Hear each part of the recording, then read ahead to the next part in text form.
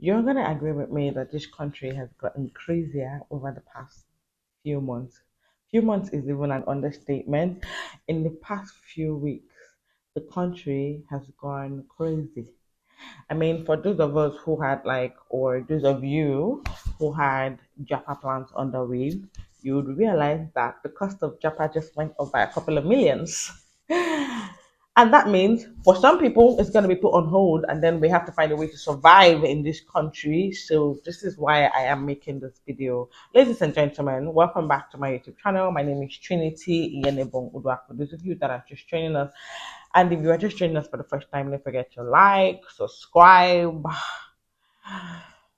comment about what exactly it is that.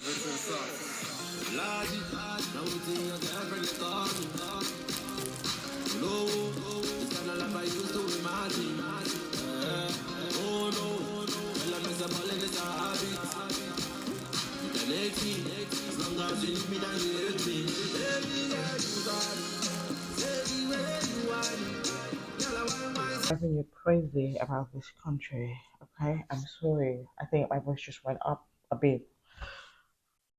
I'm upset. I'm upset. This country, I never thought that in my lifetime this country was going to get this bad. I never really thought in my lifetime this country was going to get this bad. But that's not the purpose of this video. The purpose of this video isn't to whine and nag, although I'm going to be doing a little bit of that. The purpose of this video is to share with you how to survive this country. So let's call it Surviving Nigeria 101. I don't think there's going to be a 102. There might most likely be a 102. But let's start with 101 first. You get what I'm saying, yeah? You get my drift, yeah? And I don't know why you haven't subscribed. If you're still looking at me talking and you haven't subscribed, then you want me to eat? Good. Now that we've established that fact, let's move on. First thing first, if you're going to have to survive a country like Nigeria, you're going to have to reevaluate your source of income. When I mean reevaluate, I mean reevaluate every single naira from every income, from every job that you do. You're going to have to reevaluate just how much it is you make or just how much it is you spend. You're going to reevaluate your income and your expenditure, and you're going to try to make those, make the book align. You're going to spread those things. You're going to spread those things. You're going to spread them, like put them on a spreadsheet, compare your income and compare your expenditure. And if the books aren't aligning, you're going to want to make these books align. I promise. Otherwise, they're going to shed real tears.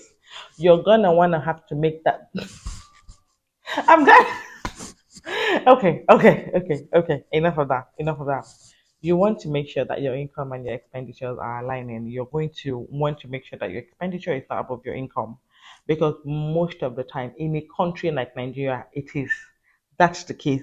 But then you just want it to be closely remoted, closely coming together, closely looking like you're not throwing away money, even though in Nigeria it's hard not to throw away money. But then now that you've reevaluated these things, come with me while we begin Surviving Nigeria 101. And the second module of this course, you are going to want to sit down and have a very honest conversation with yourself. Otherwise, you're still going to be under pressure. You're going to have to sit down and have a honest conversation with yourself, not just yourself. If you're a family man, if you're a family woman, you're going to have to gather your family around. If you know you're the breadwinner or you're married, or you just sponsor some certain people's lifestyle. Let's put it that way. You're going to have to sit them down and have a very honest conversation about the way things are going. Like when I mean honest down to the core about how things are going. And then when you have that conversation is not going to be pleasant. It's not going to be pleasant. There are going to be a few tantrums being thrown about how you're not going to be considerate or how you're not being considerate, how you are supposed to be doing the opposite and not what you're doing right now. So after having that conversation and telling them that it seems like there's a rope around your neck and you're about to snap from the peer pressure of it. So now that you've had that conversation with them, you guys will now have to come to an agreement as to find a way of relieving that pressure of the rope around your neck. Now, this is where I come in. This is how I show you. This is where I tell you a few things you can do to relieve that pressure around your neck. First thing first, if you used to be someone that does a lot of things without budget, I usually do have a budget, but most of the time, I like to stretch my budget a little bit. You're gonna retract that budget. God damn it, this country. You're gonna retract that budget. When I mean retract it, you're going to find alternatives to the things that are on your budget.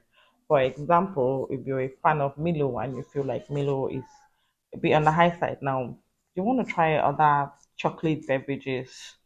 There's cowbell choco. There's I think there's Dano choco. Yeah, there's Dano choco. There's find alternatives to the things you like. That's the first thing you're going to do. Not just alternatives, cheaper alternatives to the things you like. Make a list of things you apparently cannot survive without and find a way to get cheaper alternatives.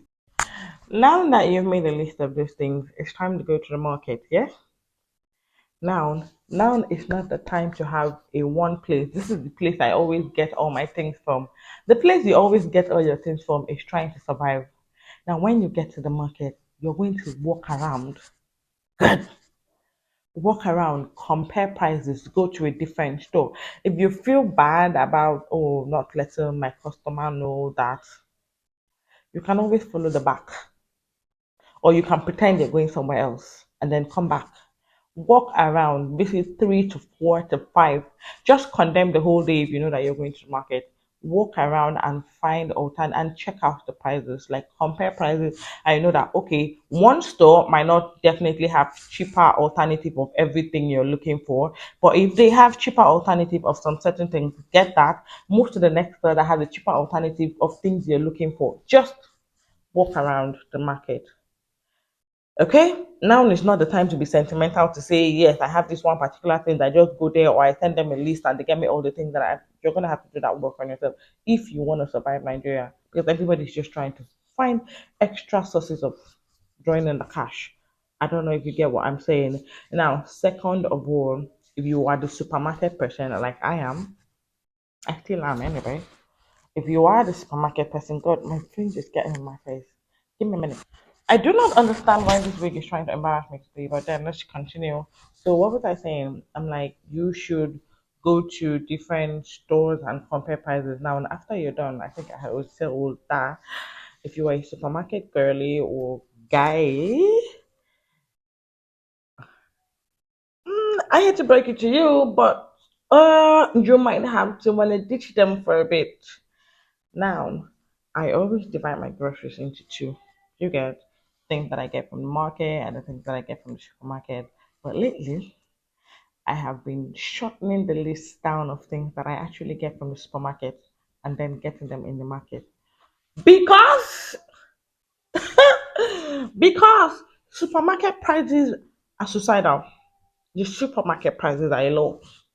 I only go to supermarket now to find like rare things like all these pastas, like this beautiful shapes of pasta that you get in this black pack and all of that, and then like some other spices or some sort of drinks. That's where you find me in the supermarket. But every other thing, I think I even down to cereals, man. I search in the market for those damn cereals. I do that.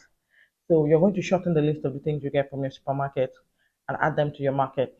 Like find them. You will, if you know where to look, you will see them in the market. And quite cheaper too, if I must say.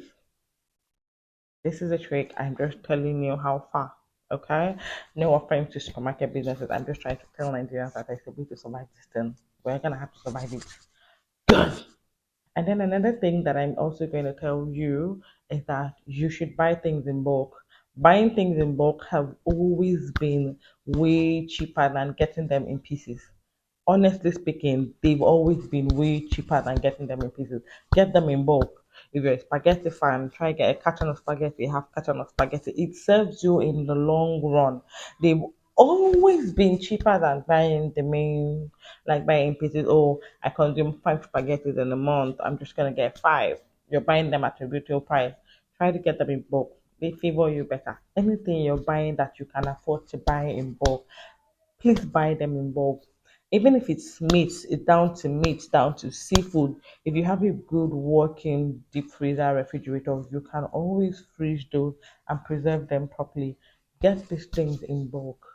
Please get them in bulk. Now, down to like us personally, now, us when it comes to dealing with us, things that we can control.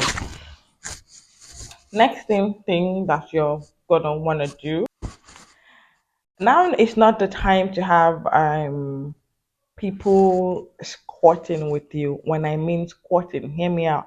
I'm not saying you should drive out your helpless friend. I am saying that you know people that hang around you and perch on you. It's not like they can't afford to contribute, but they just find it better. You give them that room to not contribute. Oh, I've got this, I've got this. You give them that vibe of I've got this. They just come to eat, to take, and they leave. I'm sorry to let you know that you don't got this. So you don't got it. You better let them know that you don't got it. So if they are going to constantly find a way to feed off you, they have to constantly find a way to contribute, or you cut them off. You are trying to cut out, excess. We're just trying to save more money here and, find a way to redirect money to more useful things instead of just surviving Nigeria. Okay? I'm not trying to say that you should be a bad friend. There's a difference between having a helpless friend who can absolutely cannot help their situation and parasites. Figure out a parasite and they can afford to contribute and then they just come take from you and they leave, come take from you and they leave. Sometimes they squat in your house for 2 days, 3 days. Okay, bring out 2K, bring out 1K, let's contribute and cook something. They just my bro, you know that I don't get this money, but if you check they really do. They're just used to you being so gullible and you being so nice and naive. Do you wanna die? Do you want that pressure to snap your neck and you be 6 foot under the ground? Now you're gonna do just that. You're gonna do what I say you should do. It's good. Now, if you were the type that goes out 5 times in a month, you're gonna want to cut that down. If you go out 5 times in a month, you have to reduce it to two, or you reduce it to three. Something. You don't necessarily go out 5 times in a month. Try to enjoy your own company. You cannot cook pasta at home. Check YouTube. You would learn how to cook pasta. I am saying that if by the time you go out 5 times a month, your pockets are bleeding, then you should cut it down. Another way you can go around that is by going in groups. When I find out that doing things in group of people you really like, it's cheaper, it's more affordable. You just know that, okay, if we do this, if we join this and we join this, we get like this buffet service and we get to be served everything we want. It's a lot cheaper. My pockets aren't bleeding, and the same way I'm making memories with people that I really like. Okay, good. So if you feel that you don't want to cut out your date, your self care date, then do it in groups and save your pockets from bleeding out. Okay. Now, next thing is for us girlies. Have you seen the price of attachment now? Have you seen the price of attachment now? I know that nothing can be compared to the feeling that it gets when it's being breathed directly into your scalp. But get yourself a breathed wig. Wigs are lifesavers, okay? Because there are months that you calculate the money you're supposed to make on your hair. And you're like, well, I've got this sort of project that I'm about to do, or I really want to save this money. All I have to do is probably get my nails done, get a pedicure, and then I install this braided wig, or I install one of my wigs and get by for the month. Not bad if you ask me. Attachment prices are getting crazier by the day, and that's all I can say. That's all I can say. hmm And I think that these are all the modules we'll be discussing in this particular course for the day. We would reconvene to do this course another time. And my last warning for all of us: do not get ready with me yourself into debt. I saw that thing on Twitter and it makes a lot of sense now. I repeat, do not get ready with me yourself into debt. If you know, you know. Thank you so much for staying to the end of this video. Although I do not understand why my wig is acting crazy, but I promise to appear more composed in my next video. And when next we'll be discussing this course. Okay, if you enjoyed this video, give it a thumbs up, like it, and I'll see you in my next video.